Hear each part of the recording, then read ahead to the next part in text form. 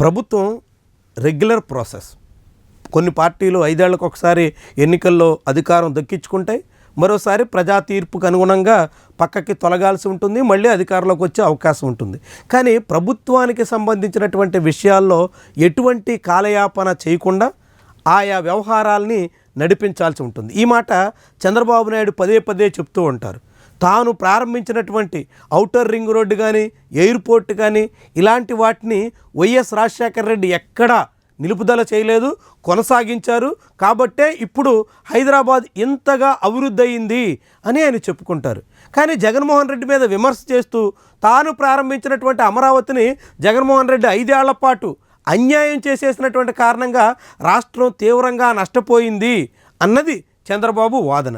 మరి అదే నిజమైతే చంద్రబాబు కూడా జగన్మోహన్ రెడ్డి ప్రారంభించినటువంటి వ్యవస్థల్ని కొనసాగించాలి కదా. జగన్మోహన్ రెడ్డి స్టార్ట్ చేసినటువంటి ప్రజానుకూల విధానాల్ని ముందుకు తీసుకెళ్ళాలి కదా. మరి ఎందుకని నిర్లక్ష్యం వహిస్తున్నారు? ఉదాహరణకి అనేక అంశాలు మనం ప్రస్తావించవచ్చు, కానీ ప్రధానమైనటువంటిది మెడికల్ విద్య. ప్రభుత్వ రంగంలో మెడికల్ విద్యను ప్రోత్సహించాలని జగన్మోహన్ రెడ్డి సిద్ధమయ్యారు. అందుకనుగుణంగా రాష్ట్ర వ్యాప్తంగా మెడికల్ కాలేజీల నిర్మాణాలకు పూనుకున్నారు. ఆ ప్రయత్నాల్లో కొంతమేరకు నిర్మాణాలు పూర్తి చేసి తరగతులు కూడా ప్రారంభించారు.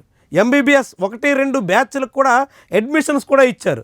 దానికి తగ్గట్టుగా విజయనగరం, రాజమండ్రి, ఏలూరు, మచిలీపట్నం, నంద్యాల ఈ 5 మెడికల్ కాలేజీల్లో అడ్మిషన్స్ పూర్తి కావడంతో సుమారుగా 1000 మంది వరకు విద్యార్థులకి ఎంబీబీఎస్ సీట్లు పెరిగేదానికి అవకాశం దక్కింది.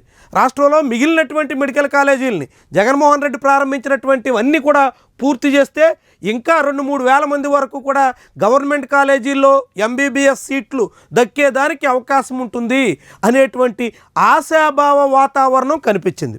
కానీ హఠాత్తుగా జగన్మోహన్ రెడ్డి గద్దె దిగడం, చంద్రబాబు అధికారంలోకి రావడంతో మొత్తం ఈ వ్యవహారం మరుగున పడిపోయింది. ఒక్క ప్రభుత్వ మెడికల్ కాలేజీని కూడా పూర్తి చేసేందుకు కూటమి ప్రభుత్వం పూనుకోవట్లేదు. చంద్రబాబు ప్రభుత్వం పూర్తిగా పక్కన పెట్టేసింది. మెడికల్ కాలేజీలు పూర్తి చేద్దాం, ఎంబీబీఎస్ సహా అనేక రకాల విద్యార్థులకి అవకాశాలు కల్పిద్దాం, అదే సమయంలో మారుమూల ప్రాంతాల్లో ప్రజలకి సూపర్ స్పెషాలిటీ ఆసుపత్రిని ప్రభుత్వ రంగంలోనే అందుబాటులో తీసుకొద్దాం అనేటువంటి సంకల్పం చంద్రబాబులో ఏ మూలన కనిపించట్లేదు. దాంతో ఇప్పుడు ప్రభుత్వ మెడికల్ కాలేజీల పరిస్థితి అస్తవ్యస్తంగా మారిపోయింది.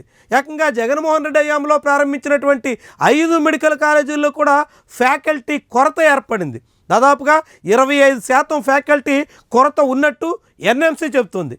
ఉన్న ఫ్యాకల్టీ కూడా 70% మాత్రమే అటెండ్ అవుతున్నట్టుగా చెప్తున్నారు. ఇక సదుపాయాల విషయంలో కూడా ఎటువంటి చర్యలకు పూనుకోకపోవడంతో ఆయా కాలేజీల్లో ఈసారి అడ్మిషన్స్కి చాలా రకాల చిక్కులు ఉన్నట్టుగా ఎన్ఎంసీ అడ్డంకులు పెడుతుంది. ఇప్పుడు ఎన్ఎంసీ అనుమతి ఇవ్వకపోతే ఇప్పటికే అడ్మిషన్స్ జరుగుతున్నటువంటి క్యాంపస్ల్లో కూడా ప్రవేశాలకు అవకాశం ఉండదు. ఇక కొత్త కాలేజీల సంగతి దేవుడెరుగు. ఉన్న కాలేజీలే ముందుకు సాగకపోతే రాష్ట్రంలో ఎంబీబీఎస్ సీట్ల కోసం ఎదురు చూస్తున్నటువంటి విద్యార్థులకి పెద్ద ఎదురుదెబ్బగా మారుతుంది.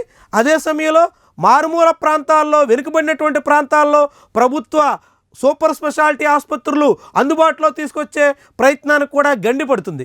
అయినప్పుడు కూడా కూటమి ప్రభుత్వానికి ఈ వ్యవహారంలో చీమ కుట్టినట్టు కూడా కనబట్టలేదు. జగన్మోహన్ రెడ్డికి శుద్ధులు చెప్పే చంద్రబాబు తన వరకు వచ్చేసరికి మెడికల్ విద్య విషయంలో ఇంత నిర్లక్ష్యంగా సాగడం వెనుక ఆయన కార్పొరేట్ లాబీ ముందు తలొగ్గారా అనేటువంటి ప్రశ్న ఉదయిస్తుంది. ఎందుకంటే 2014-19 మధ్య చంద్రబాబు ప్రభుత్వంలో ప్రభుత్వ మెడికల్ కాలేజీలు ఏమైనా ప్రారంభించే అవకాశం ఉందా అంటూ అడిగినటువంటి ఒక ప్రశ్నకు అసెంబ్లీలోనే చంద్రబాబు ప్రభుత్వం ఇచ్చినటువంటి సమాధానం వింటే అవాక్కైపోవాల్సిన పరిస్థితి వస్తుంది. అసలు రాష్ట్ర ప్రభుత్వానికి ఒక్క మెడికల్ కాలేజీ కూడా ప్రారంభించాలన్న యోచన లేదు అంటూ అప్పట్లోనే చంద్రబాబు ప్రభుత్వం తేల్చేసింది. కానీ జగన్మోహన్ రెడ్డి ప్రభుత్వం అందుకు భిన్నంగా రాష్ట్ర వ్యాప్తంగా అన్ని జిల్లాల్లో మెడికల్ కాలేజీలు అందుబాటులో ఉండాలి అనేటువంటి ప్రణాళికతో సాగింది. ఇప్పుడు చంద్రబాబు ప్రభుత్వం వచ్చిన తర్వాత ప్రైవేట్ మెడికల్ కాలేజీ యజమానుల లాభాల కోసం ప్రభుత్వ మెడికల్ కాలేజీలు పూర్తి చేయాలనేటువంటి ఆలోచన నుంచి విరమించుకున్నట్టుగా కనిపిస్తుంది. దీనివల్ల రాష్ట్రంలో తీవ్రమైనటువంటి అన్యాయం జరుగుతుంది. అటు విద్యార్థులకి, ఇటు సాధారణ ప్రజలకి అయినప్పటికీ చంద్రబాబుకి ఎక్కడ పడుతున్నటువంటి దాఖలాలు లేవు. మరి ఇది ఎక్కడి తీరు? ఆయన దీనికి ఏ సమాధానం చెప్తారు అనేటువంటి ప్రశ్నలు అయితే ఇప్పుడు ఉదయిస్తున్నాయి. ఇప్పటికైనా ఈ ప్రభుత్వం స్పందించి జగన్మోహన్ రెడ్డి హయాంలో మొదలైనటువంటి మొత్తం ప్రభుత్వ మెడికల్ కాలేజీలన్నీ పూర్తి చేయాల్సినటువంటి అవసరం ఉంది. పులివెందుల లాంటి మెడికల్ కాలేజీల్లో ఎన్ఎంసీ అనుమతి ఇచ్చిన తర్వాత కూడా అడ్మిషన్ చేయకుండా ఎగ్గొట్టేసినటువంటి తీరు విరమించుకోవాల్సినటువంటి బాధ్యత ఉంది. ఎప్పటికే నడుస్తున్నటువంటి కాలేజీల్లో అవసరమైనటువంటి సదుపాయాలు, సంఖ్యకు తగ్గట్టుగా ఫ్యాకల్టీని కూడా భర్తీ చేయాల్సినటువంటి అత్యవసరమైనటువంటి బాధ్యత చంద్రబాబు మీద ఉంటుంది. లేదంటే మాత్రం ఈ ప్రభుత్వం ప్రజాగ్రహానికి గురికాక తప్పదనేటువంటి విషయాన్ని మనం ప్రభుత్వ పెద్దల దృష్టికి తీసుకురావాల్సినటువంటి అవసరం ఎంతైనా కనిపిస్తోంది.